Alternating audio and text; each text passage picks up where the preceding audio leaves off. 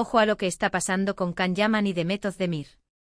Si pensabais que lo suyo era cosa del pasado, preparaos para el salseo, porque parece que hay mucho más de lo que nos contaron. Y no hablo de reconciliación repentina ni nada de eso, hablo de los arquitectos detrás de su supuesta relación, esos que movían los hilos y, para ser honestos, nos la colaron bien.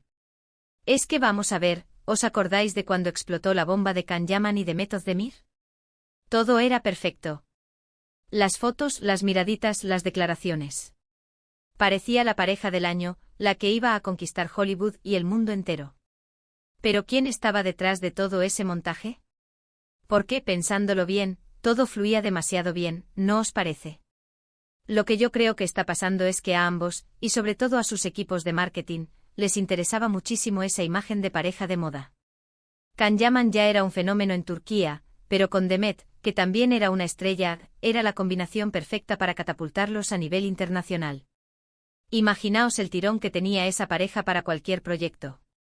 Nada menos. Y aquí es donde entra la verdad oculta. Mucho se ha dicho sobre su relación, que si se enamoraron locamente, que si lo nuestro fue un torbellino. Pero, para ser honestos, ¿cuánto de eso era real y cuánto era perfectamente orquestado? Yo sospecho que hubo una estrategia clarísima para crear esa imagen de Couple Goals.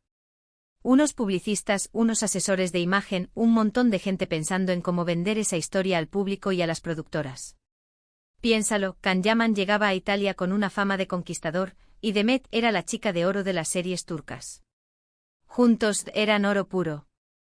Cada aparición pública, cada comentario en redes, estaba medido al milímetro. Era como ver una película de Hollywood pero en la vida real, o al menos, así nos la vendieron. Y yo me pregunto, ¿esto es algo nuevo en el mundo del famoseo? Para nada. Lo que pasa es que con Can y Demet, la jugada fue tan bien hecha que se nos vendió como algo orgánico, como un amor de película. Y claro, cuando el amor se acaba, la gente se pregunta qué demonios pasó. Lo más intrigante de todo es que, después de la ruptura, ellos siguieron por caminos separados, cada uno con sus proyectos, pero esa imagen de la pareja que pudo ser, o la pareja que nos ilusionó, se quedó grabada en la memoria colectiva. Y eso, señores, es el poder de una buena estrategia de marketing. Unos arquitectos de amor que crearon un castillo de naipes perfecto.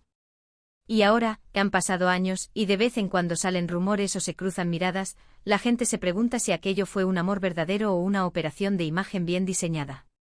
Porque, seamos sinceros, la forma en que se gestionó su imagen juntos era digna de un premio. Todo encajaba a la perfección. Pero, ¿a qué coste? ¿Hasta qué punto esa presión mediática y esa imagen creada les afectó personalmente? Eso es algo que solo ellos sabrán. Lo que sí está claro es que dejaron una huella imborrable y nos hicieron soñar, aunque fuera con una historia perfectamente construida. Entonces la gran pregunta ahora es, ¿creéis que esa arquitectura de amor fue el principio del fin, o simplemente fue una etapa más en sus carreras, una estrategia que les benefició en su momento y que ahora solo es un recuerdo?